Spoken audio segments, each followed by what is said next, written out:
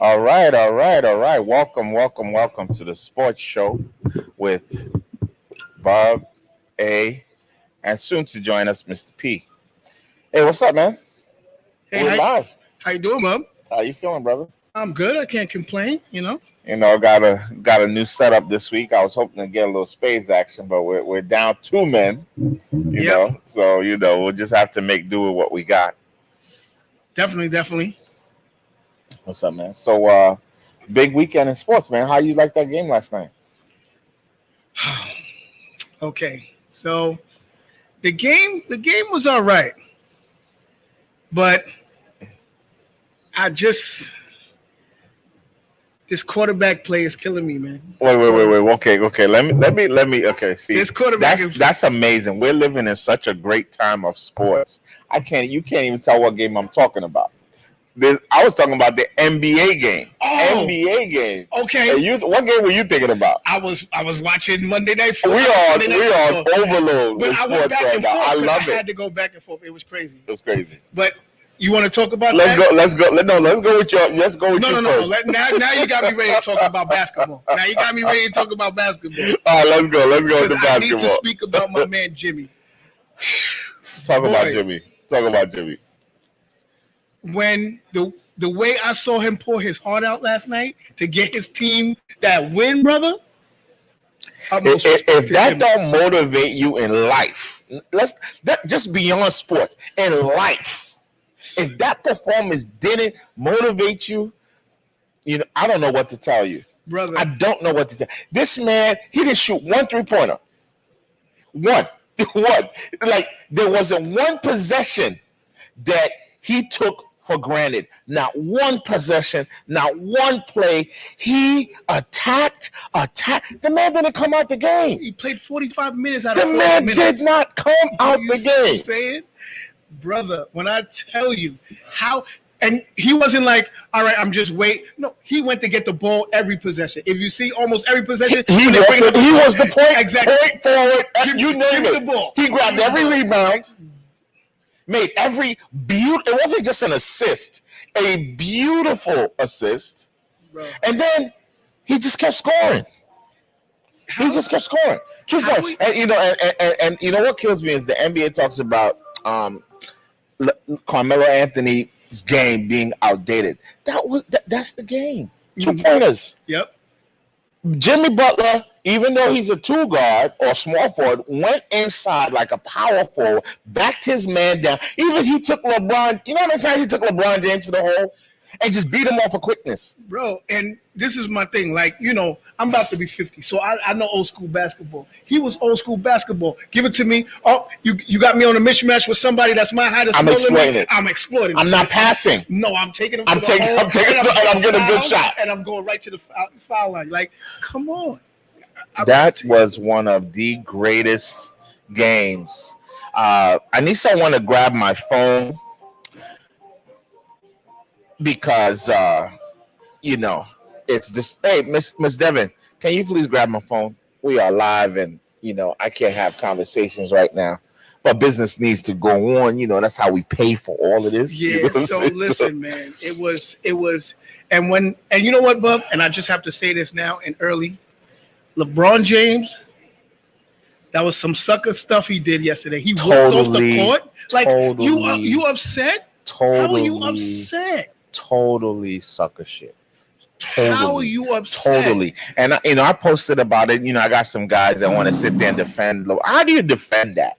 I mean, come on, man. Like, we got to get over this idol worshiping shit that we do with people. Like, they can't do no wrong. Like, that's how horrible things happen in life. When we get to a point where we just can't call a spade because it's our guy. You see what I'm saying? It's because it's your guy. You just can't recognize that was the most cowardice sucker shit ever. I mean, he's done great work. He continues to do great things. And I just think he does himself a disservice. Absolutely. He put his legacy a disservice. Absolutely. Look, they're still going to win the series. Like, the series not in jeopardy.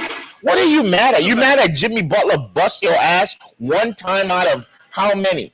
Like, you just mad. Like, it happens. Like, tip your hat. Go to Jimmy and say, yo, what you did tonight was unbelievable. You took on the whole team and you beat us. Amazing. I'm coming back for you, game 3. The whole and look, the whole team walked off. They took LeBron's lead. They didn't have 5 people to stay on the court to end the game.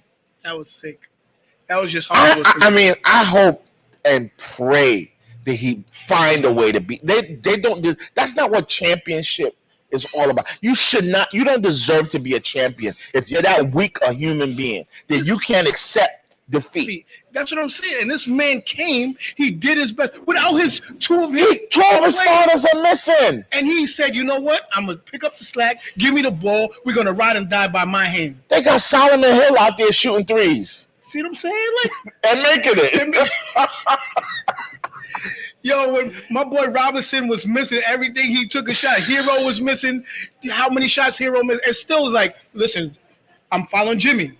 Jimmy says we go, we going. Yo, that game that game was every. I have not thoroughly enjoyed, and I'm like, because game 1 started like that. They came out, started busting the Lakers' butt, and then the Lakers came back and just steamrolled them. So I didn't want to get ahead of myself and say, wow, right? But they just kept, Lakers tied the game, Lakers went up, they just stuck their head down and kept working. And Kelly Olynyk, I never understood why I know Bam, they had to elevate Bam, but Kelly Olynyk been a beast for a long time. He's a very underrated white boy. He's a very underrated. That kid has all the tools. Yes. And he rebounded excellent yesterday. Absolutely. Excellent yesterday. Absolutely. He hit his shots. He hit his 3. He's like one of those twins. What do you call them? The twins that played for the Nets. Oh, yeah, you know what I'm talking about. I mean, he just inside, outside. He was just very effective. Hero. Those guys can shoot with their eyes closed. Those are the guys that put the dagger in your heart. Because they catch that ball and they're already up, and that ball is, and you're like, I pray to God that shit don't go in. I'm saying, and it's swish. For as young as they are, though, they didn't a lot of times, because if you watch the game, Hero was missing the shots that a lot of people was expecting him to make, or he was expecting to make himself. But even when he was missing, but they didn't take bad shots. It was in rhythm. I'm not saying that. I'm just saying, even though we missed them, I can't break their neck because it was in rhythm. They didn't force it. But what I respected was they still came back. Jimmy needs help. Let me take this shot. I missed the last 2, but I'm taking it. Swish. You know what I'm saying? Yep. That's what I'm saying. The only guy I say on the team who didn't play so well was Nunn. I think he couldn't find him. Part of it was Jimmy was controlling the point, so he didn't really give him a chance. But when you're Nunn and you get an opportunity, you gotta come out and do something. Do something with them minutes. Yep. Otherwise, you don't deserve those minutes. And he wasn't doing a whole lot. I mean, they gave him a lot of minutes, but he wasn't that effective. So even on that, they could even draw from that. Say, look, because he was a starter in one of our guys didn't even play that good, and we beat y'all. We had 3 guys. 2 guys missed the game. 1 guy didn't play good, and we still blew y'all out. Man, so game 4, this next game is everything. The Lakers lose this game, they're in trouble, and that's what Jimmy was saying yesterday. He said they done messed up. If they lose game 4, because listen, and that's the beauty about the bubble. There's no home court advantage. It ain't about traveling and going to someone's home and they home crowd and all that. See, we recording, but it's all good. So it's an equal level playing field. This is pick up basketball. The game 4, if Lakers come out and throw another stinker. Yo, I was loving it, man. I'm telling you, I was going back and forth between that and the football, and there was times when I was just stuck on basketball. Like, oh my God! Like, I couldn't even watch the football. I had to watch the end of the basketball. I was completely. It was one of the first times I would say I picked basketball over football by a long shot. And when I saw Jimmy melt that they're in trouble, it had me in the house. Yo, they looking at me because I'm violent. And Jimmy looked crazy. Jimmy looked like he needed a haircut since yesterday. Yes, boy. And a lot of people's minds flying. He's like, they in trouble. His own like a lot of times when you heard about Jimmy in the past, oh, he went from this team to this team because he's trouble. No, He ain't trouble. I realize. You know what it is? It's his heart. His passion. Exactly, it's his heart. But look, that's what I talk about. Remember the last week when we were talking about why black athletes don't work in New York sports. New Yorkers are afraid of black athletes like Jimmy Butler. They're afraid of guys that are passionate, opinionated, that are going to speak their mind. You're not going to control them. And you need guys like that to win. So when you look at the horrible place New York sports is in, you got a whole bunch of nobodies with no passion that are meek, that are quiet, that are going to toe the they go out and get their ass bust like guys like Jimmy every Sunday. Boy, Jimmy. So until New York figures out that, listen, you got to stop being afraid of black people. You got to stop being afraid of these black players. You know, guys with passion, guys that want to win. All they want to do is win. And and going back to the LeBron thing, like, yes, he does great work. He continues to do great work. You got to appreciate him for what he is. He's definitely he is probably the greatest player of our time right now. Yeah, of course. He's probably going to go down as one of the greatest players ever. Can't take that away from him. But the thing about it is, bro, really the thing about it is, yesterday, besides the walk-off, I don't know if you saw, there was a play where Jimmy went to one side, then went on the other side. LeBron fouled him, and LeBron got up screaming, he elbowed me. But if you watch the replay, all he's doing is trying to go underneath the basket, and his elbow hits LeBron, and LeBron gets a come on, like, bro. And then the fouls, LeBron, you when LeBron has the basketball, if you breathe too hard on him, is a freaking foul. But on defense, LeBron can come 7,000 miles an hour, drop kick you from half court. And if your head don't fall off, it's just a good defensive play. Bro, it's crazy. It's just ridiculous. And then, and I know people are tired of hearing the comparison, him, Michael Jordan, Kobe, whoever, you know what I mean? But let's take that. Let's if you take Jordan or Kobe and you would have put them in that same position, what are they going to do? They're going to do the same thing Jimmy's doing. I'm getting the ball, and my team is going to win. Look, and LeBron didn't have a bad game. LeBron played a very good game. No, he did. But his team stinks, and which is what we've always said. He don't have enough guys around him. That team will never be considered. This team he's on will never be considered a great team. It's a two-man team. It's him and Anthony Davis. The rest of them are completely garbage. Rondo is good, but not all-time great good. He's not great good. He's not great. But he's very effective. But you know the thing about Rondo, why if I'm LeBron, it doesn't matter. I trade in and out the other players, but I keep Rondo as long as I can. It's because of his basketball IQ. He's a leader. Yeah, Rondo's basketball IQ. With him and LeBron, that basketball IQ is crazy. They would not be in the finals without Rondo. True indeed. They would not. They would have got beat. Yep. They would have got beat in Portland if Rondo didn't come back. Rondo is the difference. He's the reason why they are over the hump. Kuzma, unreliable, talented. Danny Green, I don't want to see that man. Put him on Minnesota. Dwight Howard. Dwight Howard has been. Yep.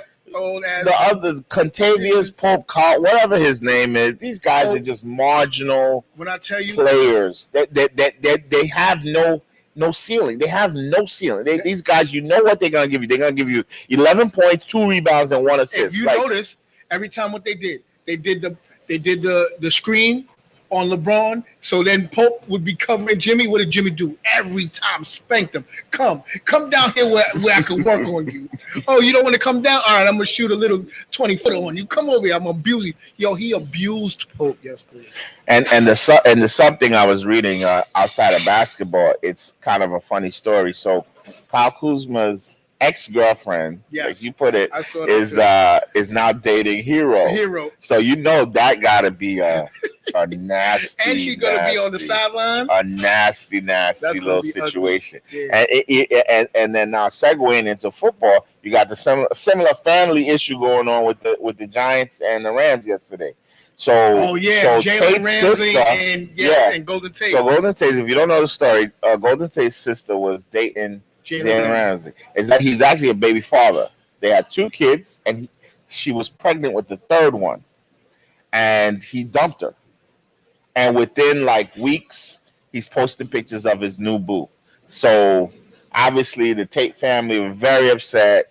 And Tate was like, "Yo, I'm gonna see you when I see you." Yep. So I know it must have hurt. I don't know if you watched the game, but there was this play where Tate went up for the ball, and Ramsey body slammed him. Like I saw it. Like yes. Damn. Like within the rules of the game, he body slammed him. And I know that must have hurt extra because you're the one that wanted to put the punishment on this kid that did something to your sister. So I would have loved to see the actual fight to see if Tate, was able to get a little revenge, because he took one on the chin. He took one on the chin. And let's see what the NFL does and with the fines and all that, because God forbid if that was Odell Beckham now, all hell would have broke loose. They gonna put him all hell would have broke. All hell. And look at what's happening. Odell scored 3 touchdowns, and the Giants scored 3 field goals. So let me tell you something. We see who won that war. Seeing the touchdown pass from Landry to Odell yesterday, I was like, I don't know why we would. What's going on in New York? I was confused because on paper, even 2 seasons ago when Odell first went to the Browns, on paper, and they had juice and they had and I'm like, now they're starting to get their swag. It's getting them together. Now they starting to get, and it all starts. Look at the end of the game, right? I'm watching the end of the game. Baker Mayfield Dallas scores 24 straight points. They score again. 3 minutes left. They go right back to Odell on a running play. Oh my God! You talking about that sweet 51-yard touchdown to kill the Cowboys, bro. That's what I'm talking about. If that was the Giants, it would have been a negative, because they ain't gonna run that play. Let's be realistic. They're not gonna let Odell be a running back. You just look at it, and it's like, look at the Cowboys. Like, y'all terrible. Y'all stink. 1-3. Can I tell you something though? Who's balling them? Who's in NFC East? No, Dak is balling. Listen to me. Dak is balling. Dak is balling in the prevent defense. It don't matter. Dak is balling when his team is down 41-10. But what I'm saying to you is when everybody's on their cell phone calling their girlfriends. Dak is balling. It is a record because you know what? If you watch every team that came back against Atlanta, you know what I'm saying? You can't be mad. At the end of the day, it's about winning. It's about winning. It's about winning, and whatever they're doing in Dallas is not working. What do you think they're not doing? What's the one thing that you pay that running back and you don't run with him? The whole concept, even before you're down, you see the whole way they orchestrate their game plan is off. Brother. They don't throw to open up the run. They don't run to open up They just do whatever. They just willy-nilly. And next thing you know, it's 3 and out, and they punting the ball. So I got a question for you. Mm-hmm.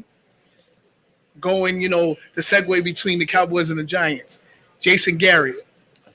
Why is he on the Giants? What I'm saying to you, when he was in Dallas, they didn't lose like that. Yes, they did. They never started 0-3, Bub. Yeah. Dallas was. Let's not do that. Was 8-8, 9-7, 10-6. But not 0-3 at the beginning of a season. That's what Jason Garrett got him. 10-6. They can still make 10-6 now if they get it together. But Jason Garrett is a problem. He's a problem. Their defense can't stop anybody, Bub. I'm talking about Jason Garrett's our offensive coordinator. The Giants have gone 2 games without scoring a touchdown. 2 whole games. Who do they have, Bub? Let's be realistic. Giants got players. They have better players than the Jets. They got Slayton. They got Ingram. Slayton's a good player. He's beats his coverage. Listen, he's middle of the road. You got to get him the ball. No, he's a little bit better than middle of the road. He's middle of the road. Slayton came in and showed you he's better than them 2 other bums on his team. He's better than Tate and Shepard. They're average, but Shepard is an average number 2 wide receiver. Shepard is right there in the middle. That's my point. He was a great receiver. But look, when Odell was there, right? Shepard was a great compliment. Right. That's what I'm saying. They're number 2 receivers. Tate is bum sauce, which we knew that already. There was no reason to trade Odell and bring it on. You said Golden Tate is not bum sauce. He's straight bum sauce, straight. But Slayton is better. He's better than Shepard. So Tate, like I said, I mean Slayton is a low grade number 1, but he's a number 1. He's a good number 2. They got all number 2. And Ingram, same thing. He has a talent. No offensive line. But he drops. He don't have the heart, and he don't have the heart. Now you have the one thing that might have kind of helped the passing game is injured on the sidelines and Barkley. Well, you got some Freeman. Guys, I had some gummies this weekend. Devontae Freeman was where before the Giants? I'm still tired. Where was Devontae Freeman before the Giants? Listen, the man runs hard. He's good. He runs hard. He's a decent. He had a decent game yesterday. First game as a Giants star, and he had a decent game. He had a mediocre game. But look. What I'm saying is that the problem with the Giants is they're not running. Like, you know how you scheme yourself into being open, yourself into being. You have teams that do that. You see, like Tom Brady running, certain plays that to beat that play is almost impossible to defend against certain plays. Giants don't have those kind of plays. So you comparing Tom Brady to Danny Dimes? No, I'm talking about the team. Oh. I'm talking about the coaching. Like, Giants don't call, like even the last play of the game, 4th and 9 or whatever. Tate runs literally a yard short of the first down. So even if he catches the fucking ball, he's gonna get tackled. Other teams will run to make sure you're a yard behind the first down when the play is being executed. So I'm gonna ask you a question. Do we not? And I'm sure that Jason Garrett had a scheme for what he had to run. Are we sure that it was just Danny Dimes did not go through his progressions, or the other middle of the road receivers couldn't get themselves open? When was the last time the Giants ran a screenplay? Like somebody did a tight end screen, But think about it. Easy plays. But the rush is coming. Danny's getting sacked left, right, and center. That's because their offensive line stinks. Well, so my point is, if the rush is coming like that, what do you do? How do you football 101? How do you neutralize a rush? Right, screen. But what do you do? If you can't neutralize a 4-man rush, I understand if you bring in a blitz. If you neutralize the blitz by the screen, but if you're not blitzing, it doesn't matter. The rush is the rush. If you bring a 4-man rush, it doesn't matter, Bob. The screen is covered. You can't run a screen on a 4-man rush. When it's a 4-man rush and they get through the line like the screen door, what's the problem? Listen, tight end. You see these plays. Tight end act like they block in. Next thing you know, they out catch a tight. Giants don't have nothing like that. Nothing to scheme themselves into being in a great position. Who's the tight end? They got 2 tight ends. They got 82, I forget his name, and they have Ingram. 82 is decent. He's another decent tight end. He can't be that good. Listen, I bet you know Kelsey's name. I don't have Kittle's name. Because he's the backup tight end. Davis, I think is his name. Evans, I don't know, but he's the backup. I'm just saying he's the backup. I'm just saying, and I'm not a Giants fan anymore, so it doesn't mean the same like it used to. It's not the same like it used to. Bro, and the Rams played horrible. Let's be realistic. They weren't the Rams. The Giants have a competent defense. In all honesty, they're good against the run, and I like that. I like the linebackers. I like what they're doing. What I'm saying. They're good against the run. They're just that offense is atrocious. They're good against the run, but that's about it. They're not here to score points. They're not there. They put them. They don't. Let's just be done with the damn Giants. Fuck the Giants. You want to talk about my stinky team? My stinky team is the worst team in the league. That's old. That was last Thursday. Nah, but who did they play this week? Do you know? Who do they play this week? I think it's no, not They play 49ers. Arizona. Arizona. What's going on with Arizona too? Bro, Arizona had me completely. I lost every parlay like yesterday because of Arizona. They have me fooled. Like they look good, and then I'm confused. I'm like, what's going? Yo, Arizona has. I can't speak on Arizona because I don't know. What the hell happened? They came out looking they're going to be a decent team. Quarterback. They got DeAndre Hopkins. And now they went in the bed.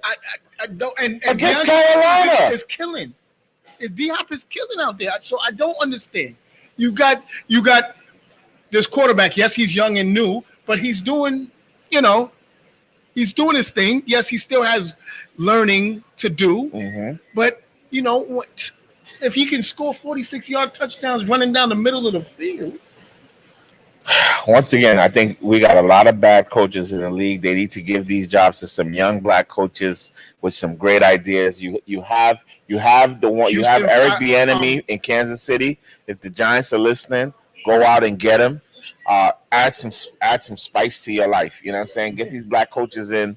Let's retire some of these old hags that are stealing money in the NFL. Houston, talking about coaches, Houston fired their coach today. He deserved to be fired. They're 0-4. No, I'm just saying they're 0-4. Once again, coaches, you got all this talent, and you can't win ball games. I'm waiting for the axe to fall on Gates. I'm just waiting. Like why does Gates still have a job? You asking me? Because it was up to me, he'd have been fired right now. In all seriousness, I have no idea. The Jets and Giants may not win a game this year. The Jets definitely. The Giants can't fire their quarterback, their coach, because they just got him. Was Thursday. Thursday was our best chance to win, and that didn't work out too well. I'm gonna say, and how did that work out for us? What do you think about the Giants and Tampa Bay? I think Tampa Bay might beat the Yankees. I said Giants, but if there was one team that consistently whooped the Yankees in this abbreviated season, it was Tampa Bay. It was Miami. But Tampa Bay was the best. It was the best team in the division. Tampa Bay is built to beat the Yankees. Baltimore, they are. Tampa Bay is built to beat the Yankees. They are. But game one, you got Cole. Do you think Cole gives us that game one advantage? Because if you don't win game one, we're done. Yes, I do. Garrett Cole was the best pitcher in the American League last year, because you can't never say that because the National League always has the Grom. Sure. But when I say that he in the beginning of the season, the abbreviated season that we had,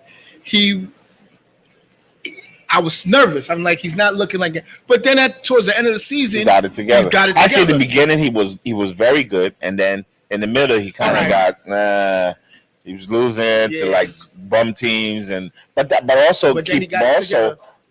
thing was they lost their offense in the middle of the season. They lost Aaron Judge. True. They lost all their big guys. They were all hurt. So you had Talkman and all these guys running around. Right. So it's unfair a little bit because he didn't have his offense behind him.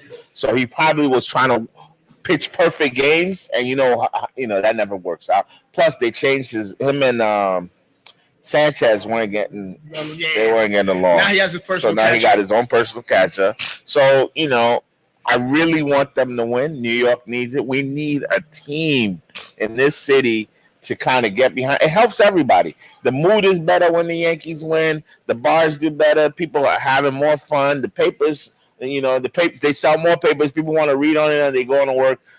Yankees, we need a win. I really need what's his name to step it up. What's our boy? The cleanup hitter.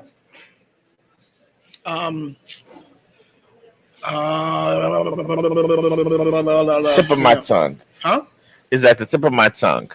Aaron Judge, and you have Aaron Judge, Stanton. Stanton. That's what I'm talking about. I need Stanton to help us out. I need Stanton to help. I need this playoffs to be Mike Stanton, Giancarlo Stanton. And I need this to be his Stanton, because they don't want. He hasn't played really good as a Yankee.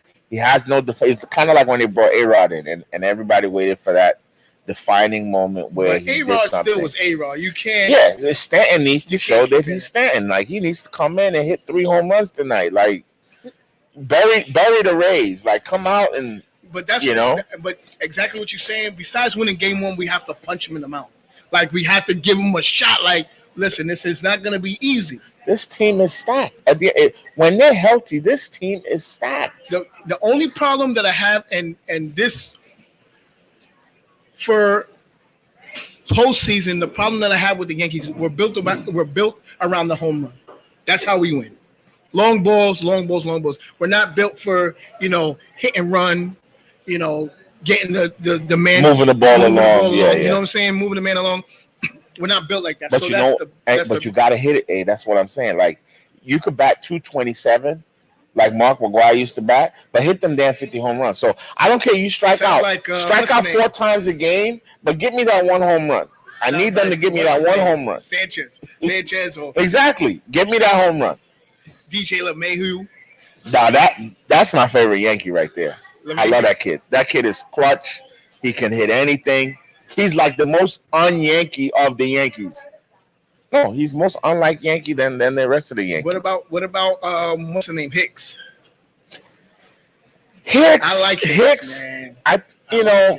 He doesn't do it for me. He's an okay guy. It's not because he has my name. It's just I like Hicks. I like it. He's an okay guy. He's just not. He could wreck a game too. He could wreck a game, but he just something about him, man. He's still behind the shadow. He hasn't opened up the curtains. But that's what I like. I like he's there, but he's not there. But then when you don't expect it, what is he gonna do? He's gonna get you a double. He's gonna get you a triple. His play in the outfield is outstanding. Like that's Gio Urshela, another guy like LeMahieu. Underrated, but extremely effective. You can't get these guys out. These guys come up in a clutch. They're gonna win. So these are the guys we're looking at to step it up tonight. We need to beat the Rays. We can't have a situation where we are also losing in the playoffs and we got 2 football teams with no wins. And the Knicks didn't even make it to Orlando, so we have. So we need the Yankees to come up big for us tonight. What do you like about tonight's game? You got Atlanta going after Green Bay. To me, that's not even a game. You have if Atlanta keeps Nas, Mike, and you got Atlanta going at Green Bay. 1 second, P. We got your mic. Get your mics going, and we have Kansas City. Well, that's not even a game anymore. New England. No, you know what? And knowing Bill Belichick, I don't believe that. You can't tell me that. Because when Tom Brady went down, he put his whoever he had in there, and he won games consecutively. But we're talking about Kansas City. Yes, you're right. I hear what you're saying. You're but right. We're talking about Kansas City. All I'm saying is it's not going to be – I don't think it's going to be as easy as a game as everybody's thinking because Cam is out, blah, blah. I don't believe that. My question is, can they move the ball? Well, I mean, we gotta wait till P gets his mic because he's the New England expert. He's the New England expert. So, I'm sorry, Dontel, what'd you say? I could take a nice yerba mate. It doesn't matter. It's been a long day. I'll take Nas, what happened to our cord? We got our cord right here, no? Oh, you're right. Yeah, so give me one of whatever P's having. Like I said, man, I'm never underestimating Bill Belichick and what he does and how he does it. I can't. And I'm a Jets fan, so it's hard for me to swallow that, but yes, we're gonna come back. I'm gonna come back to the KC game so Pete could have his time with his team. But let's talk about the Aaron Rodgers, Matt Ryan contest. Man. Are we really talking about this? Oh, that's a good game, bro. Quinn should be fired too. He should have went with O'Brien. But that's more reason why they're dangerous tonight. You think so? I mean, just as a betting man, they've been so close so many times. They're gonna break through at some point. You know. Can I tell you something though? I just don't think it's going to be on Aaron Rodgers. Aaron Rodgers has one receiver tonight. Everybody else, you know their name, is not playing. This is true. He has one receiver tonight. You're right. And what about Atlanta? Atlanta's playing. Well, Julio Jones comes back. He comes back tonight. He's hurt. They get even without Julio, they have Gage. What's his name is also. They have Ridley, right? No, Ridley's hurt too. Really? Yeah. He is playing.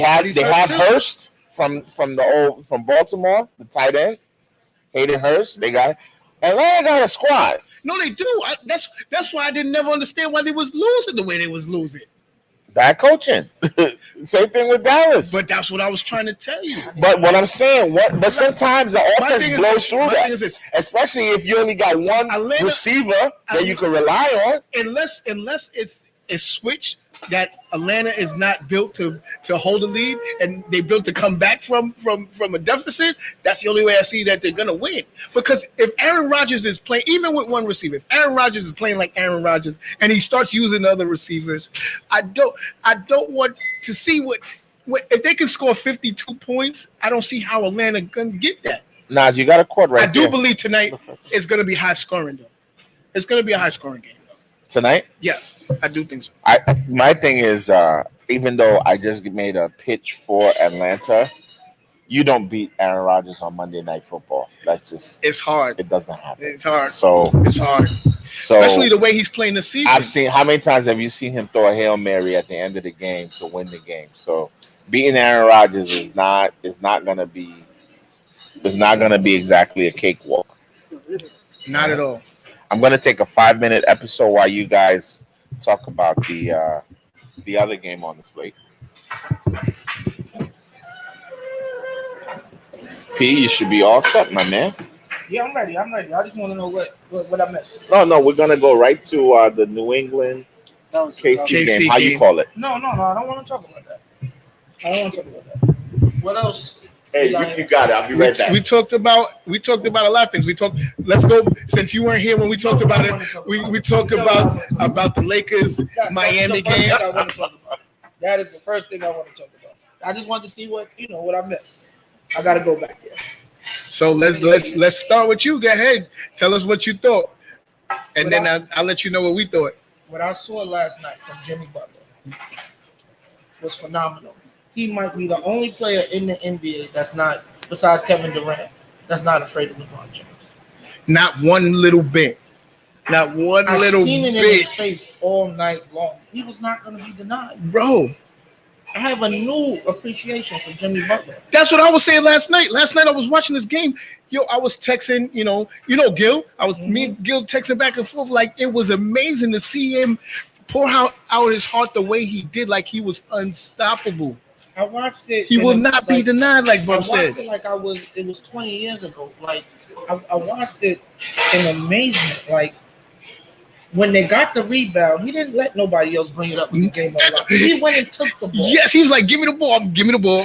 I said, oh, my God, Jimmy Butler. I said, Jimmy Butler is showing me something. I knew he was great, and I have to give him the credit he deserves. Like, everybody say Jimmy Butler all-star, but no, Jimmy Butler is a prime-time, top-notch player. Bro, I don't want to hear nothing else. We were saying the same thing. Like I was saying, you hear all these things coming from other teams. He's a headache. He's doing it.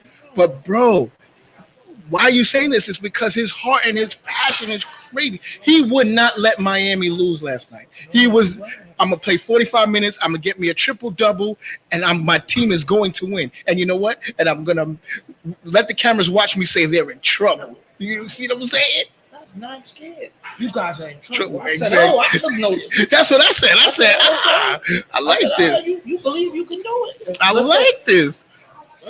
If you do it or not, I got the respect for him. Bro. He has a fan over here.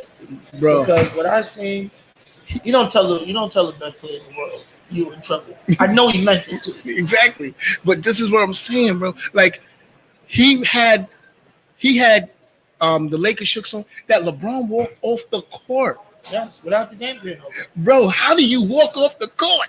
No, he was upset.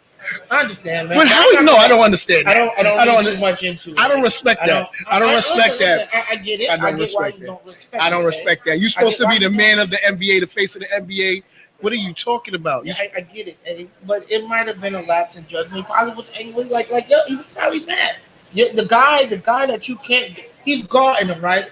And the same play that he does to get the man that screen? Yes, the screen. Jimmy Butler did it to them. And got Pope on him every time and abused Pope. Exactly. So the frustration could have been at an all-time high because someone did what he usually does to them, and he couldn't stop it.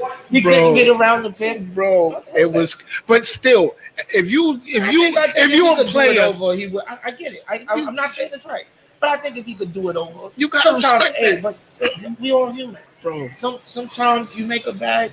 Respect that play. Listen, I get it. Respect that play, man. I get it. But after that's 5 seconds after Jimmy Butler told him what he told him too. So you gotta understand. Like listen, he might have been upset. It's understandable. Was it wrong?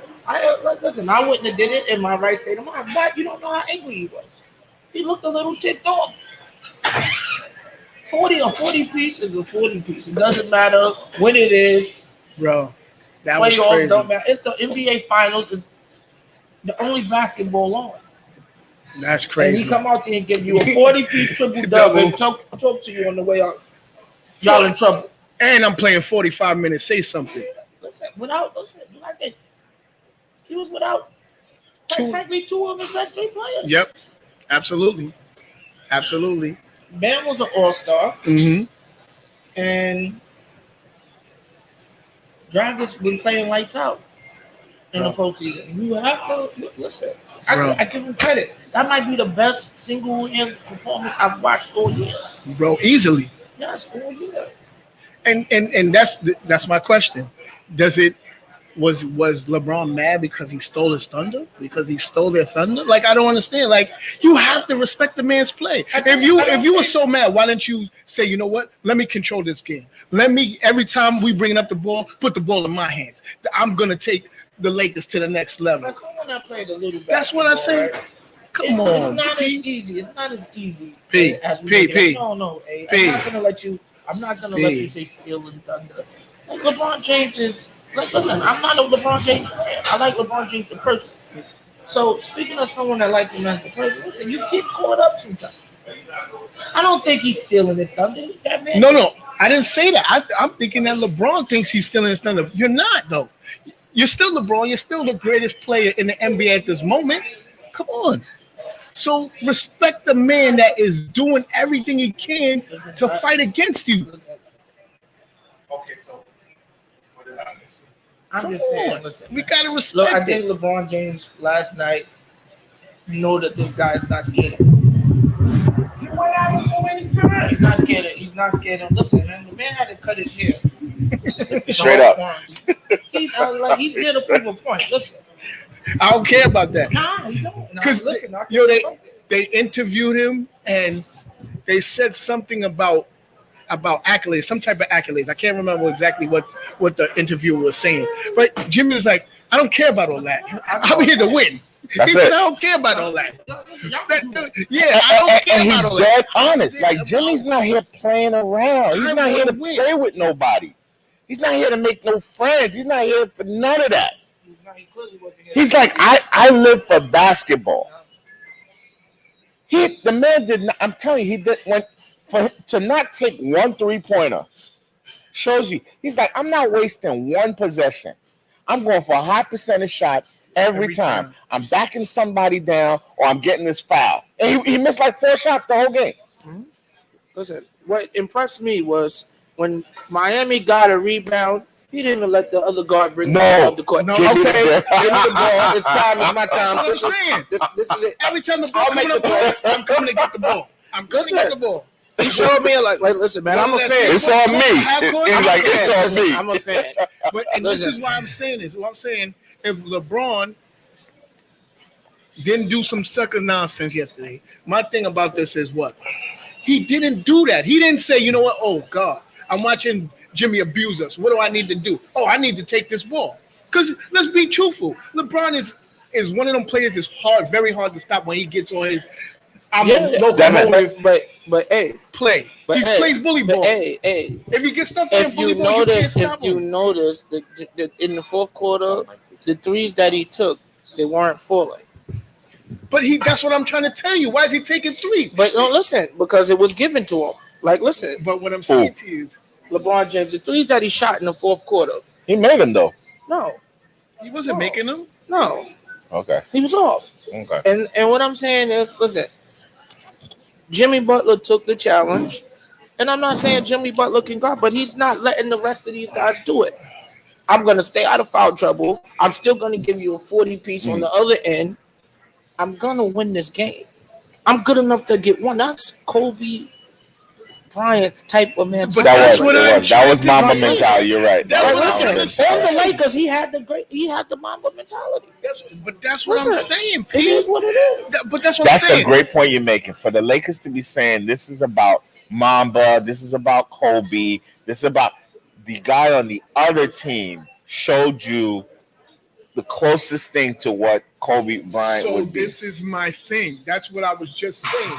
Did LeBron, was he cranky and mad and walk off the court on some nonsense because he realized deep down inside, this dude did what I'm trying to talk about? Because Kobe was all about winning. Kobe was all about controlling your destiny, but on your own. Like I said, to me, LeBron had a good game. He didn't have a bad game. No, I'm just saying. So I can't really say he could have been that much. Could he have made more threes at the end? Sure. Let me ask you a question. No. When I'm asking you a question, when he was on Cleveland and he had nobody, and he took him and won the championship. Yeah.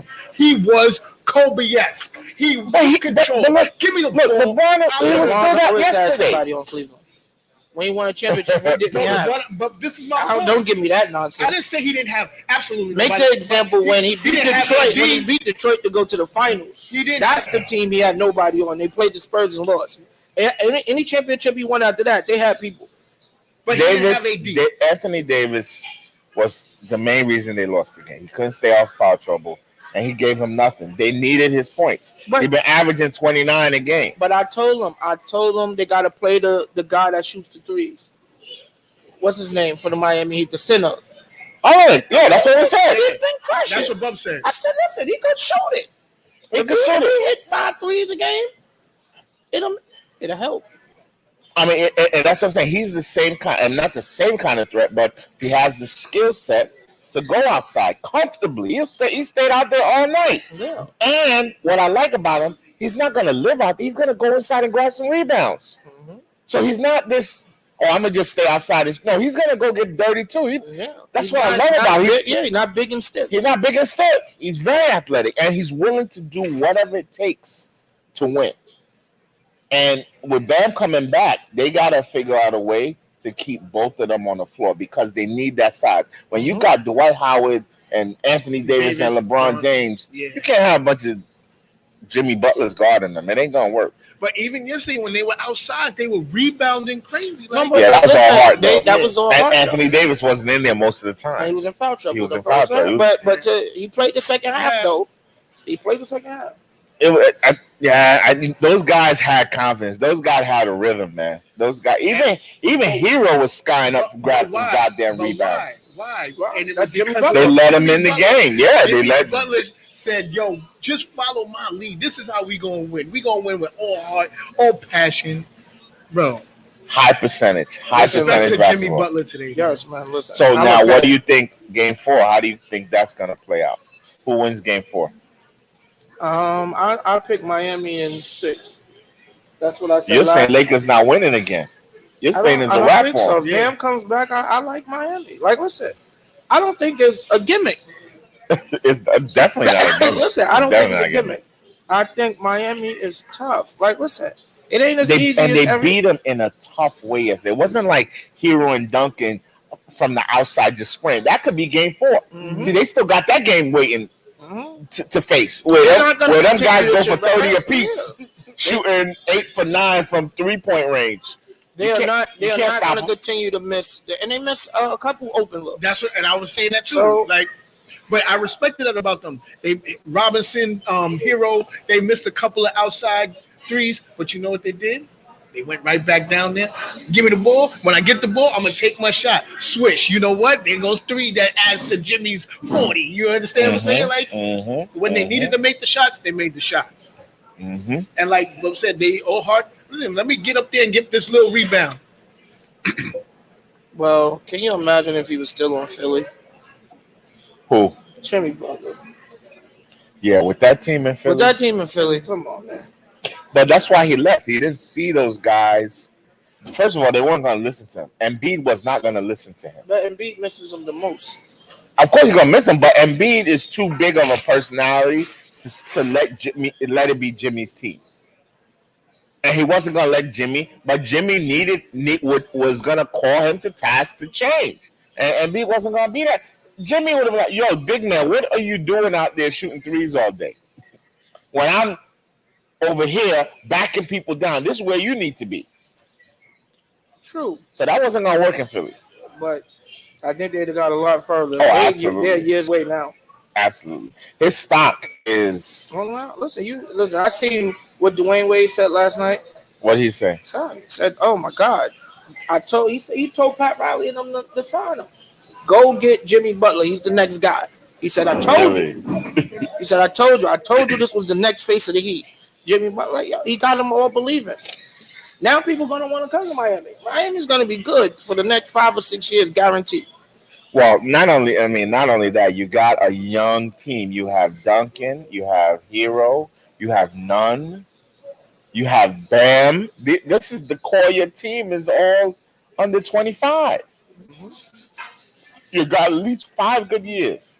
Yeah.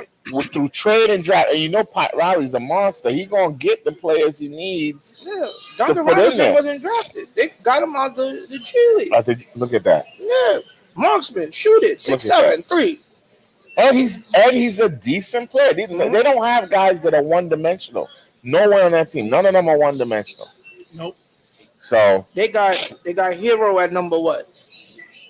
They got Hero top 10 pick. No, I don't think he's top 10. I think he was either like 17, 11, 12, 13 for one of them picks. But the guy the Knicks drafted, you don't think Hero could be a better player than him? Come on, man. I'm just saying, Hero's already shown you he's a star. He's the next cover boy. He's gonna be the face of the team, and Jimmy Butler be the leader of the team. But they're gonna push Hero as that guy because he plays with the flair. He plays when he gets on. When he's going for 5 threes, 6 threes in a row, you know. Man. I just wanted to give Jimmy Butler some love, though. You know what I mean? We appreciate Shout out that. to you, Jimmy. He deserves it. He had me amped last night. Like I was really watching this game. Like, yo, who was the NBA? Who was the NFL game? It was Philly and Sam. I fell asleep at the end. I didn't even bother watching it all the way. Well, you know, I'm gonna do my boy Ty a favor, man. You know, Ty asked me to talk about that game. It was really pathetic to watch. You know, if you wanted to get gift wrapped the game, the Eagles got a present. They got through the ball to right to him, right to him, like. Who the 49ers backup? The backup got benched. They put the third string in. But you know what's funny? The third string guy actually was drafted higher. What's his name again? Do you remember? I forget his name. It starts with a B. I just don't remember. But he got him down there, and they saw him. You know what was fascinating that I saw that the NFL did? They showed footage of Kaepernick. So during halftime, I don't know if y'all saw it, but during halftime, they showed footage of Kaepernick in 2012. At halftime, I was watching winning, Butler coming from behind and winning. I forgot who they were playing, but you know that was a big thing with the NFL trying to whitewash him. Like I remember last year there was like stuff they could have easily shown his footage and they just kind of sidestepped it. This time they're embracing it and talking about this is when Colin Kaepernick won a game for them and but is this a ploy? Is this a, Listen, man, we don't need the show. What we need is change. No, I agree with all of that, but my thing is, I don't know if he can play in the league again. But I think he's been gone too long. Yeah, I wouldn't even want him to play. Yeah, somebody the other day was mentioning, we was talking about obviously the Jets, and they were like, "Oh no, get Colin Kaepernick." I said the same thing. I was like, I don't know. Look, because you know what? If he didn't play good, they're gonna try and make it seem like he always been trying, and I like they always been right that he was no good. So now it's too late. Yeah, just be the face of what you are right now. Exactly, because he's a star to the world. Yeah, like he's a star to the world. Like I get it, and to be honest, You were shysted, yes, this is true. We You were agree with kicked it. out the league too We early. agree with all of that. But at this point, it's no. Don't try to come back in. But yeah, man, the Eagles are in first place in the worst division. The worst division. First place by what? They got how many wins they got? They got one win, but they got a half a win. That's what to say. They got- oh, they got- they got one and a half wins. So They won in 2-1. This is the worst. This is Washington the is 1-2. worst. Dallas division. is 1-2, and Giants are 0-4. This is the worst division ever. And I don't see it getting no better. The Giants are 1.5 games out of first place. Dallas Dallas can't stop nobody. The Eagles won, but it wasn't impressive to me. They won the game, but Washington is a train wreck. I'm very disappointed in Haskins because I was one of the guys. But is it coaching? They should have.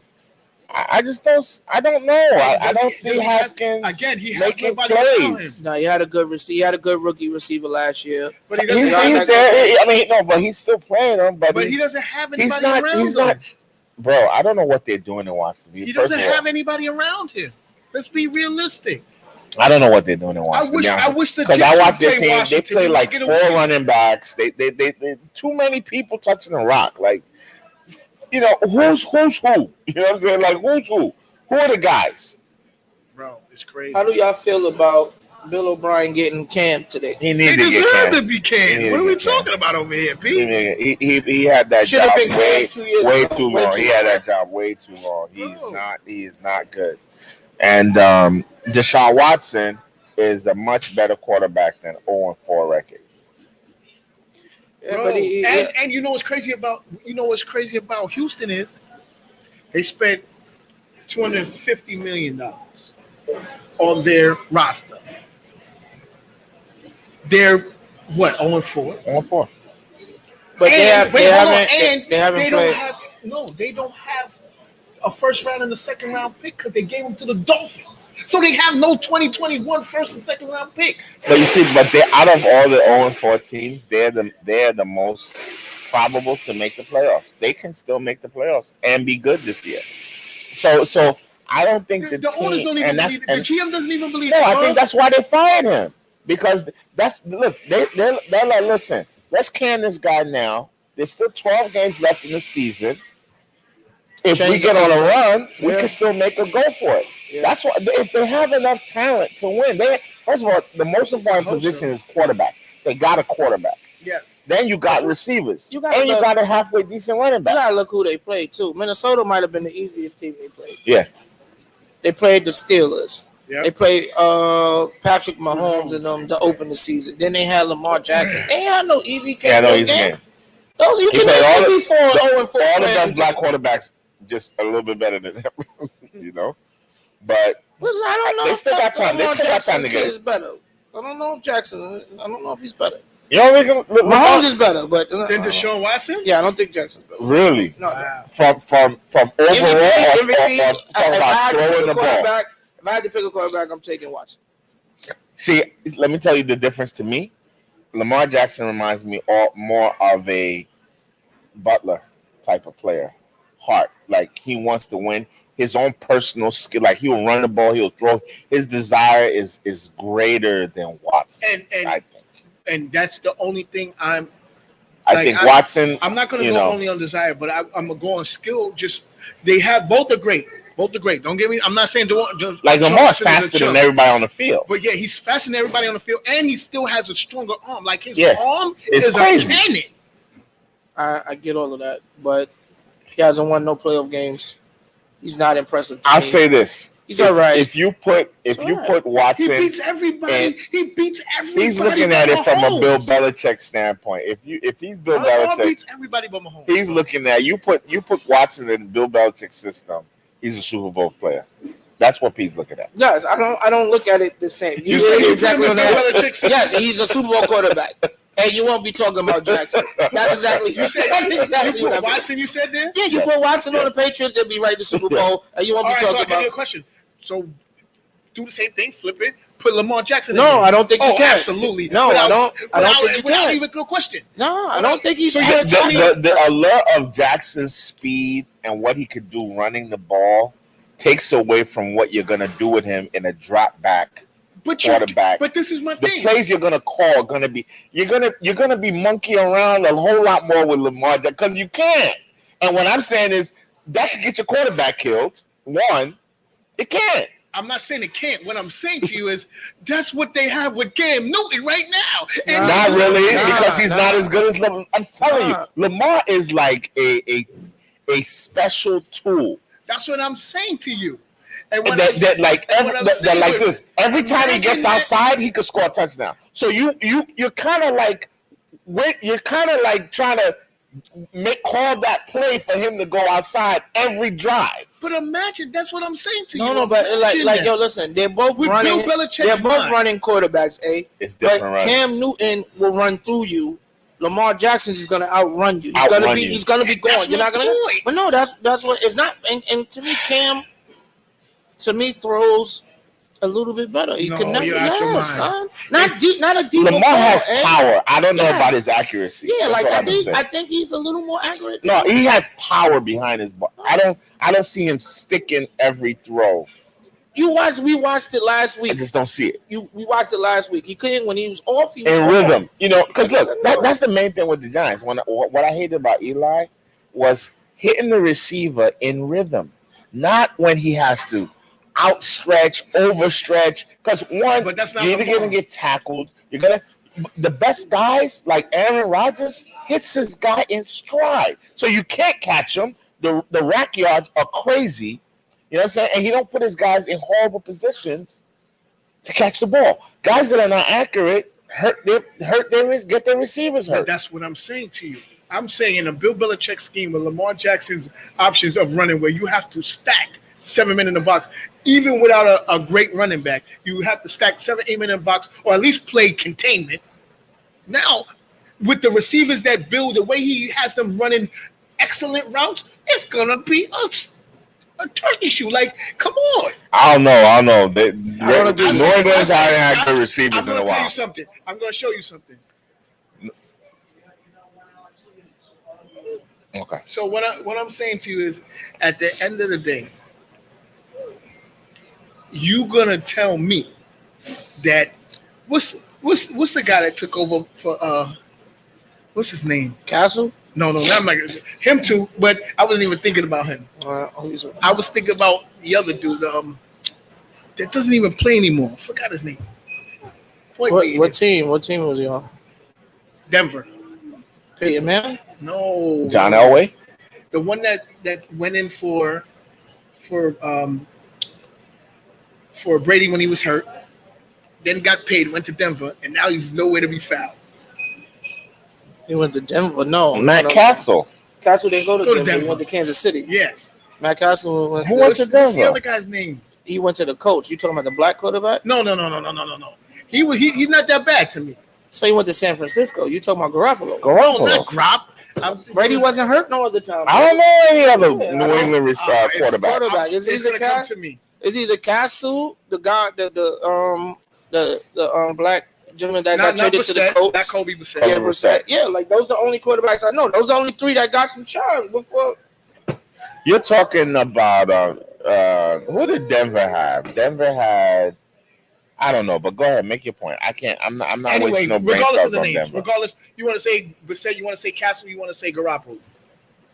In the Bill Belichick system, they're not even a quarter as good as Lamar Jackson is. They look phenomenal quarterbacks. They all got big contracts, starting positions at other teams. No, give me that guy. You look great. But they got to where they got, and they looked mediocre at best. Garoppolo looks good. Why? Because his defense is amazing. It's coaching. And that's what I was going to say. And coaching. What's his name? Coaching is amazing. As I said, look, the guy got benched yesterday playing the Eagles, right? And don't forget the week weapons he has around for 350 on the Giants. Because if you look that tells you how horrible New York. If you look at Garoppolo, Yo, he looked terrible. The quarterback for the 49ers. Mullins. But he looked great versus Giants. Yeah, you can tell. Yo, I'm like, he's throwing for 350. But what I'm saying to you is, but think about it. Even now, San Francisco don't have the weapons they have. Even let's say Mullen played and everybody else played. Listen, the defense. If they have Jimmy G, they win that game. Period. Easy. They beat Philly with the quarterback. Bosa and all of them hurt. The defense ain't lose that game. Yeah. I didn't say the defense. The offense. The offense did. You gonna throw the ball to the other side? Let's be honest. The defense. He had 3 turnovers. Hey, you're not the gonna defense is not the same. The rush is not the same. Hey, Bosa may be they gave up 17 in the top points. 5 players in the whole league, and I'm not just saying in his position. Hey, they gave up 17 points. I'm saying your quarterback had 3 turnovers, and you gave up 17 points. The last you gave 17 points to who? Eagles. And they got a backup. They got him with. He turned the ball over 3 times. 3. I know that, but who does he have? And his offensive line is trash. Brandon Ayuk, that wide receiver, their rookie receiver is good. Ayuk, he's a good player. They got Deebo Samuel back. Yeah, San Francisco. They got Greg Kittle back. They have their offense. The best receiver on there is the rookie kid. What's his name? Ayuk. That jumped over. Boy, that kid was amazing. They had Little back. They got their guys. Like Debo's back. Debo's back. Little got busy last night. Little was killing. He had 14 or 13 catches or something like that. Yeah, he got busy. What didn't really flow was the run game. For whatever reason, they're gonna make the boy. They're gonna make the boy throw the ball. They made him throw it, and that's how he got in trouble. Listen, did anyone see Nick Foles yesterday? Did they win their game? No, he played terrible. They scored. They lost to the coach. He played terrible. I hope the coach gets fired. But and this is what I was saying last week about Nick Foles. No. Because you gotta let the kid lose a game before you just. Yo, I heard this, and this is the truth. Have you guys ever watched Pulp Fiction? A long time ago. I don't know if you remember. There was a character, and Harvey Keitel plays him, and his name was the Wolf. He was the fixer. That's Nick Foles. He's the fixer. So he's not good on his own. He fixes, but he is not the guy that goes and does what he has to do. He's the guy you call when you need help. That's all I remember. It was 19-3 in the fourth quarter, and I said, "Where's the magic?" That's what I'm trying to tell you. He's the fixer. That's what drives him, and people don't realize that. What drives. So to me, as another coach, they gotta go. Chicago's next. That coach got to go. No, they're 3-1 right now. Yeah. Nah. I don't see. Wait, that was their first loss, Chicago? Yeah. That's why I didn't understand why you switched. Like, I didn't get it because he looked like trash. But but now Nick Foles looked terrible. But that's my point. So they gotta go back to Trubisky. So wait, you go flip flop? Yo, you gotta let him. You gotta let him look bad at 1 or 2 games. But see, you guys were laughing at me last week. This is what I'm trying to tell you. You have to wait a couple of weeks to bring Nick Foles. You don't bring him in week 4. You don't. You bring him in week 7. That's what you want. No, I like too early in the game. It's not time yet. You brought him in to score 3 points. Now you bring him in week 4. You bring him in week 4. He looks like trash. What do you do? They were 3-0. When you listen, he came back versus Atlanta, but Atlanta was hitting on some. Atlanta was scoring the ball. That's not his fault. You ain't asking the kid to win a shootout.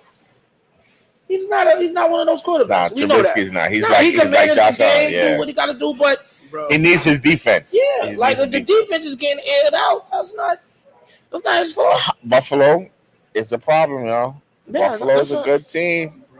They might win the division because of tonight. They might because of tonight. You said might. Tonight was a who's better than them in our division? Cam Newton on the Patriots was serious, good, bro. They're looking good, man. The Patriots good. Tonight's game, because more than likely they're gonna lose. And Tom Brady looked good yesterday. 5 touchdowns. No. Tom Brady looked like old Tom Brady is. 5 touchdowns. I ain't gonna lie to you. Listen. I was like, woo. See my boy in February.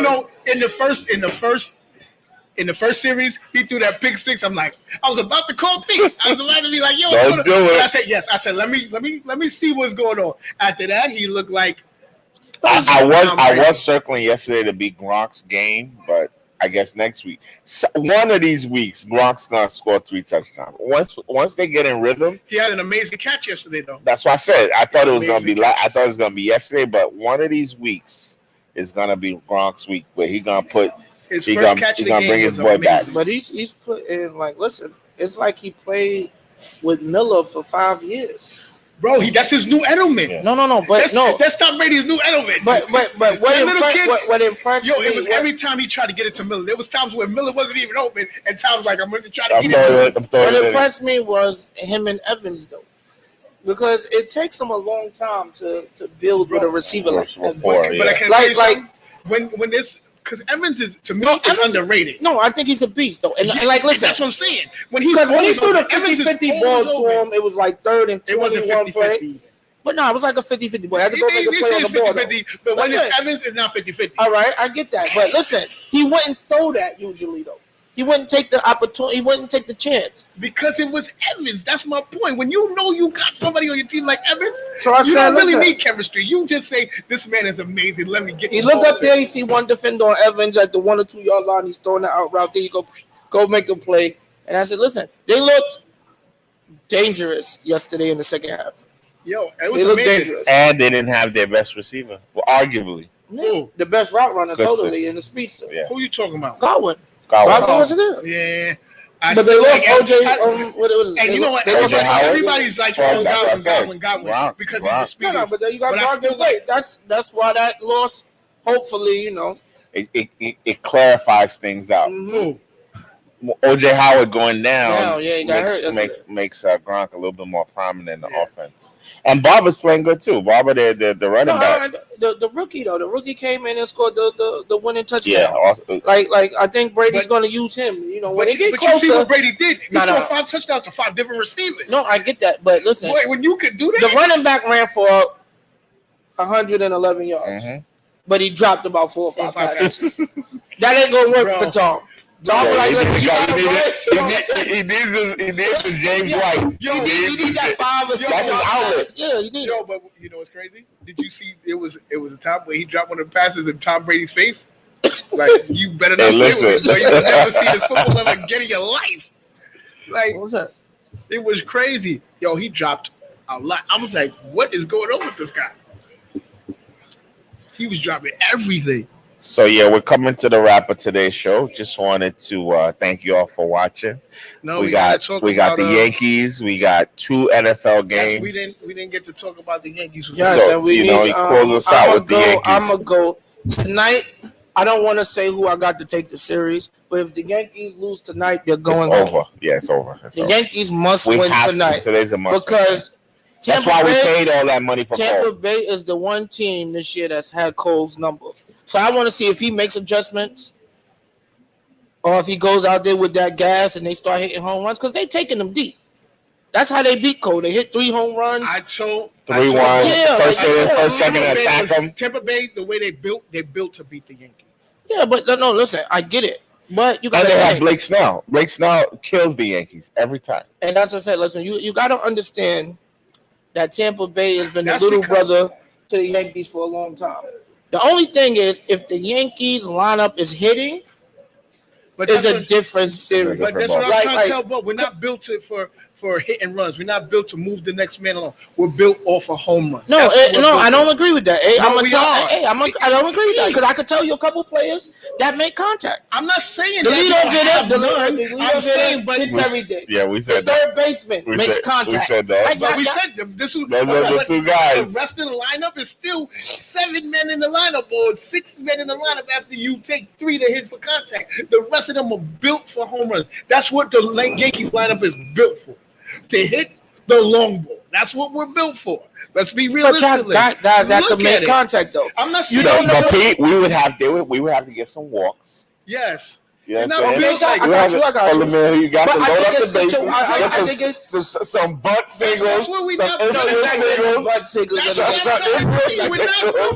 And then LeMahieu comes up and smokes a double. We're built for the contact hitters to get on base, and then the home run hitters to get them in.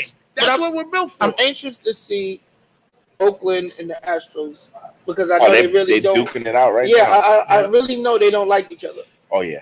And the Yankees and Tampa Bay don't like each other either. This is fun baseball right now. Yes. For me, because both teams, that hate the four each teams other. that's left, they don't like each other. And this is what imagine. So you might get a his batsman, you might get somebody charging him out. Imagine if this type of series was going on and it wasn't COVID, where you could have the fans in the Yeah, stands. yeah. This would be an amazing time right now. Yeah, we're praying that this COVID thing is over soon, man. Just it's taking a toll on people. Schools are closing down back again. They're talking about shutting stuff down. Like, man, people exhausted. We exhausted from this, bro. 2020 is killing people. 2020 is killing. It's killing people. It's killing our spirit. It's killing our businesses. It's killing everything. And to be honest with you, man, imagine if we didn't have sports. Yeah.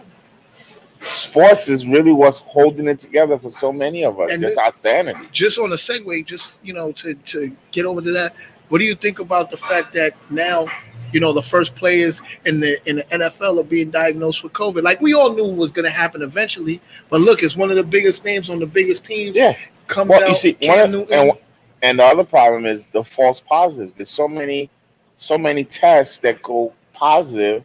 And they test them against negative. That was the same. That was the same situation. Yeah, the same situation. Like, this stuff is exhausting because how do you trust even the test? Yeah, it's crazy. How do you trust the test? How do you trust the test? Because it ain't like Cam Newton made a statement and said he's feeling bad. Like, you don't even know how he really feel. They just he positive for COVID. Like, I would at least like to know. Like, listen, I would at least know how he feel. Like, I heard them say that he's asymptomatic. Okay. That they tested positive. But did they run different tests? Did they give him different tests, or they just only ran one? What I heard, I watched the NFL Network yesterday all day, and what they were saying was that there's two different situations.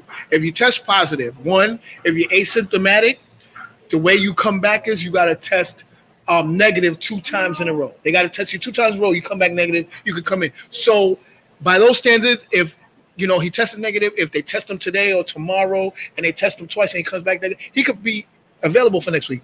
But if you are not asymptomatic, if you're showing symptoms, you have to quarantine for a certain amount of time. 14 days. And it's way longer. It's a whole different process. But so if he's asymptomatic, hopefully he might be back for next week's game. Does anyone know how the NFL's handling the bubble? I know in the NBA they had the bubble. Like, are teams allowed to? Are you allowed to go home after the game? How's it working? No, you're allowed to go. You're allowed to go home. Pretty much free everything. Yeah, but that's why it's going to be positive. The NFL's so big and so many people. They said they was talking about doing the playoffs like the NBA did. Okay. In one because city. It's one city or a couple different ones. Yeah. Like, listen. It's easier to manage like that. Because if you're holding the Super Bowl in Tampa Bay, you might as well just do all the playoffs in the same stadium, keep it like that. Rotate the cities, All right, y'all. That's a show. That's a wrap. See y'all next Monday. Enjoy the games tonight. A quick show. Enjoy. You know what I mean? That was quick, but we got 2 games tonight. Which, we got baseball. We got 2 football games. Did y'all mention the Dallas Cowboys? Oh, we talked about this. Okay, I just wanted to make sure y'all got Beckham doing this thing. 3 touchdowns. Shout out to Cleveland, man. Cleveland 3-1. They looking good. East team. Talk about how to me, Dak is playing for his money. He doesn't care if they win or lose, but I'm going to play. No, son. Wins mean something, bro. No. You're right. You're absolutely right. They would be stupid not to give Dak his money. Yeah. He's not the problem. No, he's not the problem. But they can't stop nobody. They look like we might could go suit up and get 40 points on the Cowboys. They're not stopping nobody. They got 3 top flight receivers, top flight running back. But they're scoring points. Top flight tight ends. Yeah, they're scoring points. But they're not scoring it in the beginning of the game. Every time you look, they're down 20 points. Yeah, they come out the game. That's why I'm trying to tell you. What's happening is they're not stopping anybody. So the problem is you cannot use your run game because Pete. So then you say I'm gonna come out in shotgun and open up my run. I'm gonna come out throwing the ball to get them But you have Ezekiel Elliott. You have one of the best. No. But that's what I'm saying. not working. Working, bro. That's not working. But they weren't doing. That's not what they were doing. What were they doing? They started off They're doing doing it. it. Bro. No, they started off doing it. But my point is, and I was talking to P about this yesterday. How do you keep your defense off the lead, off the field? What do? You run the ball. You keep the clock. You keep time of possession in your favor. How do you do that? By keeping your running game on the. Maybe You do know Zeke fumbled yesterday, right? Yeah. How many fumbles does he have? Key player of the game, listen, sometimes your best players gotta make the plays. You're down, you're in. But sometimes your best players can make mistakes too. He does not fumble a lot. I didn't say he did. He does not. I'm just saying it's either an interception, a fumble at the run. Like, listen, it's like it seemed to me after he showed that tattoo that said "Feed me." They started not feeding him. I'm just saying. If you want to talk about it, let's talk about it. Let's talk about how it might be that I don't look at the Cowboys. Man. The Cowboys. So are you saying one of them got to go? So Z got to go or that got to go? No. I'm saying they should work together because they work together. But I don't think Zeke and I don't think they have beef. Problem at all. No beef. I don't think they got a beef. I think you have to figure out how to utilize the run and then utilize the play action for Dak. Listen, they listen, like Breeze and Kamara, a lot of teams don't utilize their running backs properly. They don't throw enough to the running backs. Did you see that wheel route to Kamara yesterday? They don't throw enough to the backs, yo. But no, you see your best players a ball in space. You see it works. Without Michael Thomas, you see the value of Kamara though. Like when Michael Thomas is there though, listen, sometimes they'll forget that he's out there. But with no Michael Thomas, they know who the next best player is. And they find him. Yes, that's coaching. Scheme him open. Don't act like they knew how good he was because they paid him. I'm not. Yes, it's coaching though. But they paid him because they value him because they paid him. Yeah, I get it. But they paid Zeke, and you still say he ain't getting the ball. So long, it comes down to coaching too. They know how to get him the ball. You're throwing Zeke into 7 men waiting for him. You're putting Kamara in space. Where he could break tackles, juke, and what's outrun. The difference? That's what I'm saying to you. Coaching. Yes, I agree. Sean Payton is a genius. We all said that. Sean Payton is amazing. Yeah. So that's what these organizations have to look at. When if a coach ain't doing, is not good on the X, you gotta get rid of him. That's why to go back to that shit. Why are we not firing Gates? Let's fire Gates, please. All right. So if you had to give me 5 coaches that you think is gonna get fired by the end of the year. That you think or that should get fired? No, that you think won't have a job next year. Okay. O'Brien, I thought, but he's gone already. So all right, so you can count on. Count on. Dan Quinn. Atlanta. Okay. Atlanta. All right.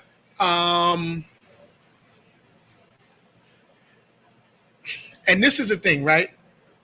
I don't know about Joe Judge yet. I don't know. He's not getting fired his first year. I know, but does he deserve to get fired, or do I think he's going to get fired? He's not. I'm not sure. They're not going to get it because they're not blaming him for nothing. But the New York is harsh.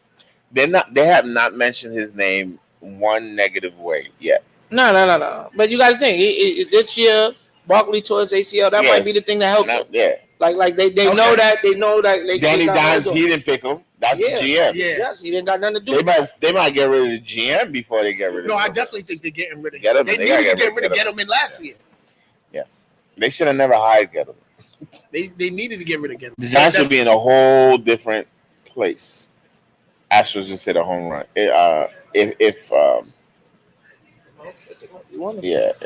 tied up. All right, so I said Gase, I said O'Brien, I said Dan Quinn. Not sure about Joe Judge. Who else? I like the guy in Chicago to get fired personally. I don't like his brand of think so? football. Yeah, it sucks. It's boring. I think Nagy's all right. Nagy's boring. I think Nagy's okay. I think he's all right. Nagy's a defensive coordinator. That's the way I look at it. On a championship team, Nagy defensive coordinator. But defenses win games. Defenses win championships. That don't make them all great head coaches, though. Defenses win championships. Yeah, but that don't make them all great head coaches. But in the ratio, the greater offenses win more than great defenses. Really? Well, you gonna say Tom Brady? No, I'm gonna say New England. Every time they had when they won, they had won because they had good enough defense. No, because you know. Without Tom Brady, they're not winning. Bill Belichick got whoever he could find on the receiving side. He got whoever he could find on the receiving side. But his defenses were amazing. It's called offense. Bill won. No, Bill won with the Giants being the defensive coordinator, right? Bill ain't win as a head coach until he got Tom Brady, son. He didn't win. Listen, he's winning now. He didn't win no Super Bowls until he got Tom Brady. I'm not saying that, but like as a head coach. But what? Let me ask you a question. Besides Tom Brady, what was the? They won because they had the best defense last year in the league.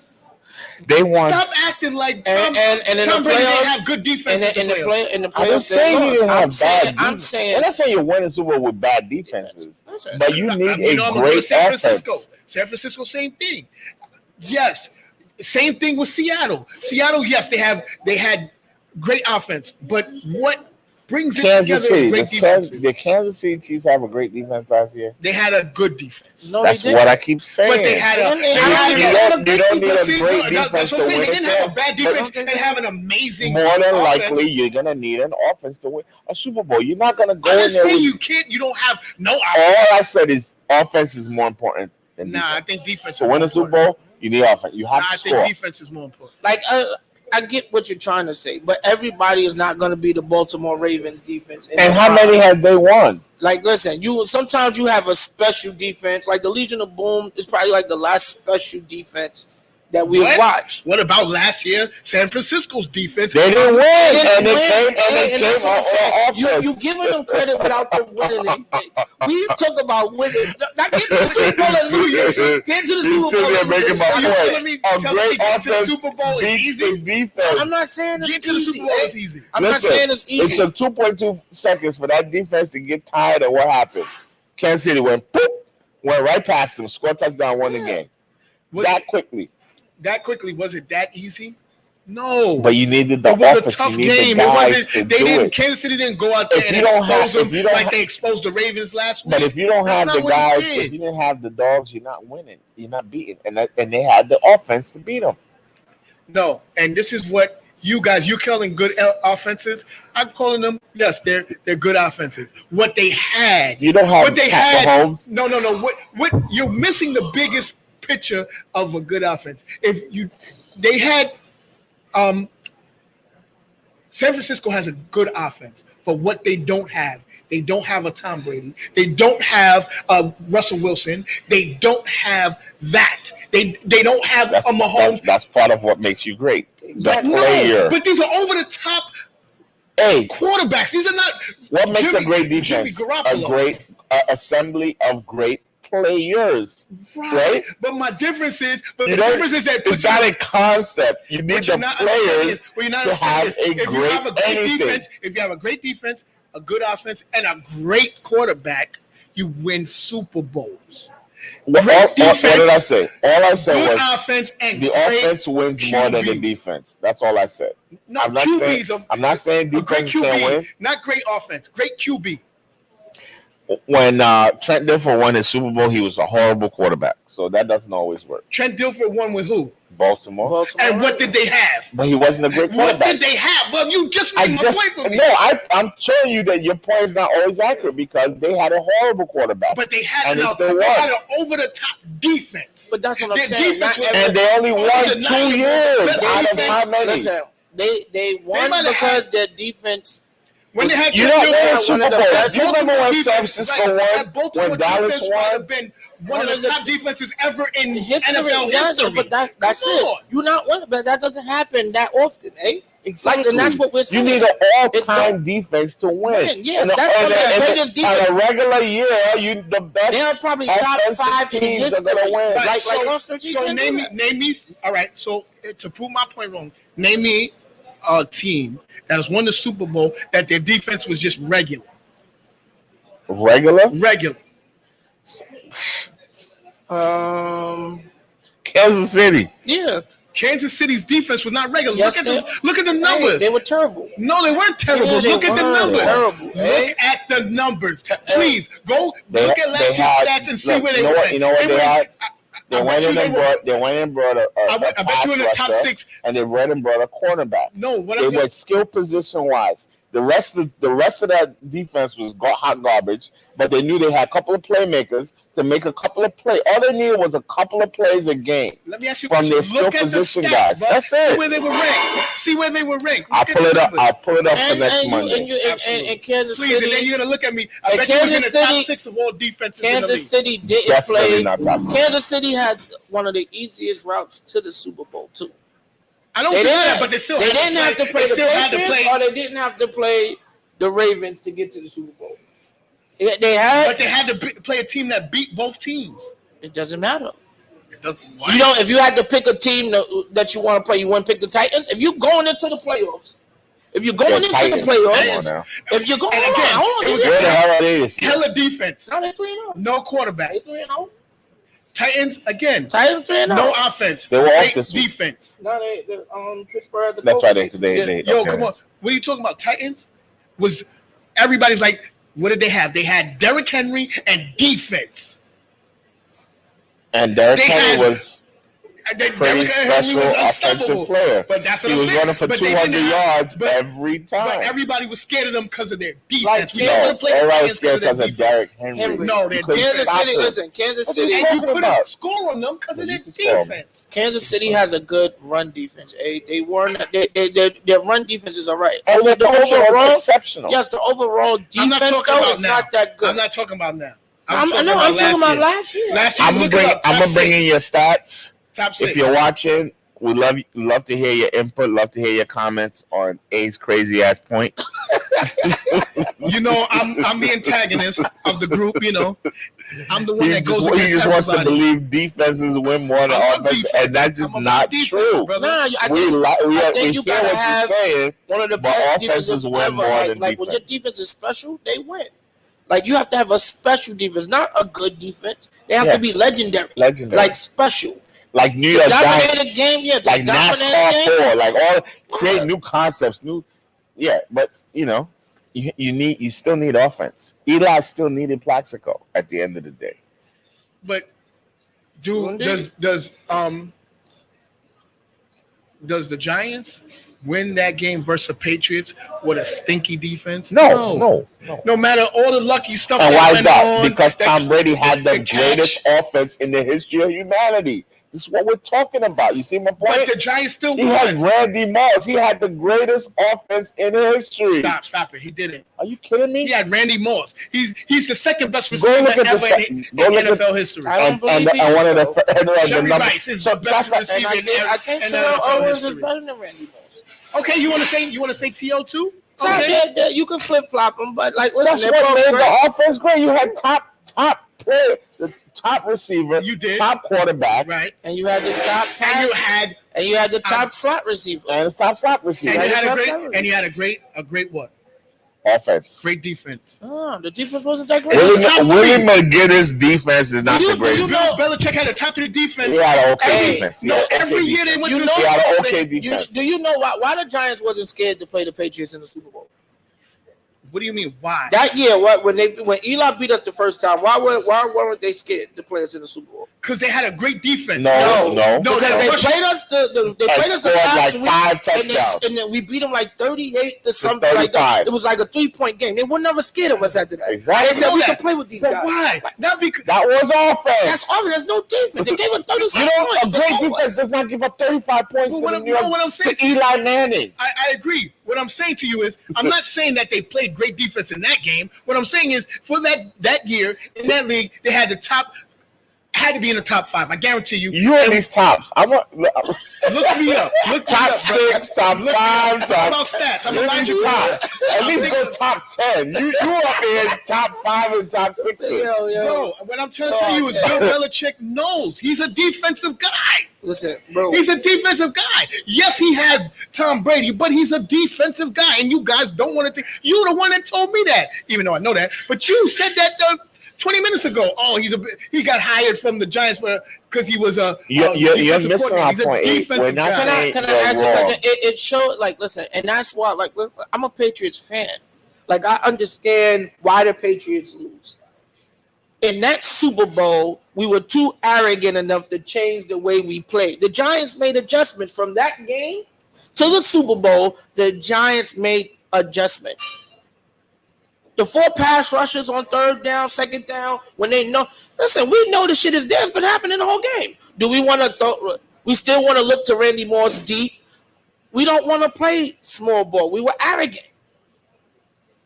We didn't want to say, listen, 10 plays down the field, touchdown. We still wanted to, I'll sit out here because I got all day. Randy will get deep, I'll throw it. We didn't change who we were, and that was against the Patriots' way. I was going to say, come on. That's what Tom Brady is known for. Getting the ball out of his hands faster than any quarterback on the field. Now, that wasn't then. Like, see, Bill Belichick is known for adjustments. You gotta. He goes inside and he makes the adjustments in his game. We were 18-0, eh? We were 18-0. You weren't gonna tell me we were arrogant. We had T-shirts that said 19-0. You ain't gonna tell me we weren't arrogant. We already did the T-shirts. Why? Because we already thought the Giants was cupcakes. We was gonna walk right through them. But they did their homework. They made the adjustments. We didn't do it because we were arrogant. We already thought we were superior, the better team. Arrogant. No, they were the better team. Yes, we were, but we weren't the better team that day. Why? Because the greatest coach and the greatest quarterback didn't want to make adjustments. I say you're gonna come give us a preview for Thursday. Okay. We're wrapping up, so we'll let you give us a preview. So join us on Thursday. Miss Donatella is gonna give you a preview of our show, and the brothers will see you again next Monday. Baby. Keep the cameras rolling. Donatella's gonna come right in and bless the mic.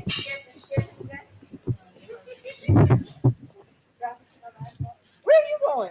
Thanks a lot, guys. Well, I should have jumped over there. Oh Lord, he removes masks. Yes, that is what we're going to talk about. Hi. Hello. How you guys doing? Welcome. I'm fine. And my feelings are a little hurt because I tried to be part of your sports show, and Bob clearly told me I could not participate.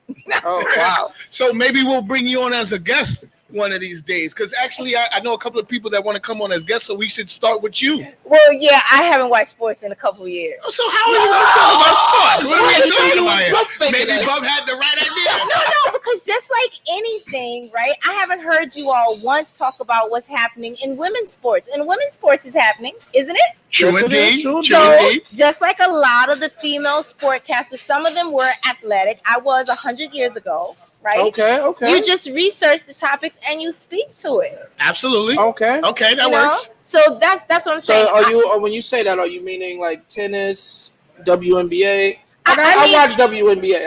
I can talk about WNBA. Right. Well, then you should. You should. Okay. I think if you're going to be well-rounded, especially given what women are doing in sports and just where the world is, I'd like to hear you guys talk about some female sports. Sounds good. Okay. I mean, it sounds good, and then we definitely will. That's what I'm saying. We definitely can bring you on as a guest speaker, and then we can. Whether or not I'm on it or not, No.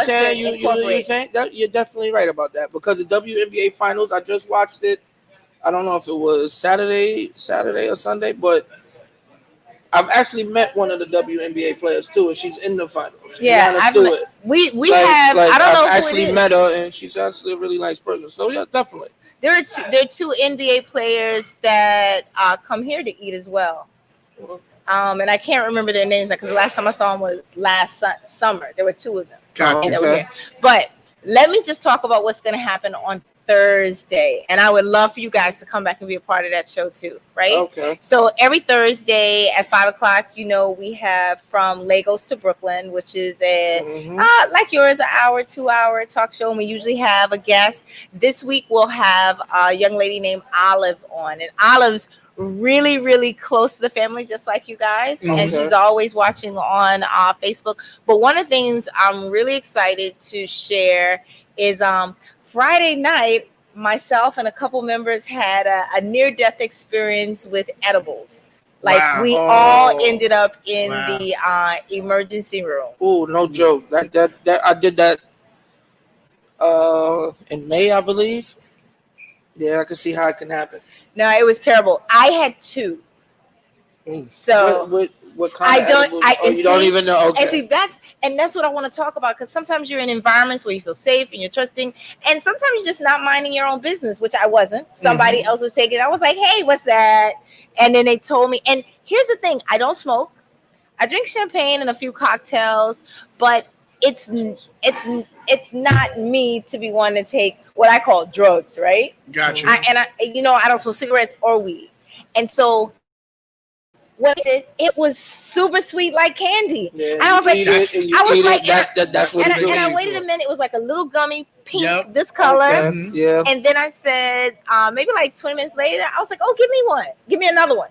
And then the other person took one. The other person took 3. Ooh. Right? That's the problem. And, I will tell you within maybe like 2 hours, 2.5 hours, I couldn't speak. I couldn't speak in complete sentences. And even now, I keep like stuttering and tripping over my own tongue, but I couldn't move. I was crying. I literally thought I was going to die, and I was begging people to call 911. So I did go to the hospital. And then what was interesting, I immediately, the Saturday morning around 6 a.m., once I could speak again, I did like a little post on my Snapchat. And I was like, I don't know why anyone in their right mind would want to take an edible. Nah. And the thing about it is with edibles, people are out here just freestyling. They're just making their own edibles. They don't understand, like, especially like if it's gummies and stuff like that, the way you make them, you don't know the concentration. This was in a package, so it was actually bought over the counter. You gotta ask them how many, like I know people, because some people make it potent because they could take it. No, but what I'm saying is a lot of times they're made, and one may be super not potent, and the next one may be super potent. The key difference that I learned between smoking and ingesting is that ingesting is a body high. It's designed to make your entire body high, which is why my legs were like, and my arms were, and I literally thought I was seeing my chest expand in front of my face. Like I really wanted to die. I did. I didn't want to. I thought I was going to. And then on top of that, so we'll talk about the edibles, right? And of course, we're going to talk about what's happening this week with a lot of the zip codes being rolled back in terms of schools closing, except for essential workers. The multiple restaurants that have been forced to close that are moving back to only takeout or delivery. Thank goodness Amarachi is not in one of those zip codes. There are another 11 zip codes being watched. And I know everybody knows we're going to be talking about the president and his behavior after being made positive. Right? After he says he's positive. I don't know if I believe it. And I was thinking, if he is positive, I think he's been positive for a long time. And now it's convenient. We're less than a month away from elections, and he's trying to put himself in the eye of the everyday man who suffered and had losses. I think he's done enough. Like, if you don't know who he is by now, you ain't never gonna know. It don't matter what he do to me. Mama, he can't get my vote. Mine neither. He don't take nothing serious enough for me. So if my thing where he could do what he want. If you still allowed to be fooled by Donald Trump at this point, I don't know what to say. Let me ask you something. Have you guys ever watched the show Blackish? Yes. So I never have watched it before until last night. And last night's episode about voting and the special edition they had after, which was all animated, was 1,000% what every person of color needs to see all over the world. I didn't get to watch last night. It was games on last night. I know, but I'm telling you, you need to watch them, because it literally, what you're probably familiar if you watched them before, the way that they incorporate real life news tidbits into their storyline, and they told the whole story about how voting was never really created for us. Right? It's really good. I heard something, and I didn't get to watch it because I was doing something early this morning. But like on the news, they were saying and it was Channel 11 News.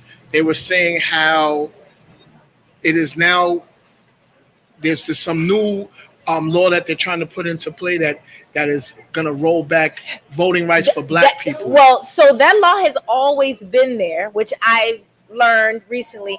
We periodically they re-vote on whether or not we should be allowed to vote. Wow. And it's always been there. Gotcha. And so the other thing which I learned watching the sitcom last night, because I was like, wait, this sounds real, let me Google it, is that a lot of states have been rolling back registrations, meaning if you haven't voted or they look at your registration and see anything wrong, they've been taking back the voter registration. Wow. So people are trying to do early voting and finding out, wait, I'm not even registered. And in one state, can't remember the state, it was something like 200,000 votes had been rolled back. So people need to start looking to see if they are registered to vote. Yeah. I think in New York, early voter registration, it's the edible still messing with my mouth.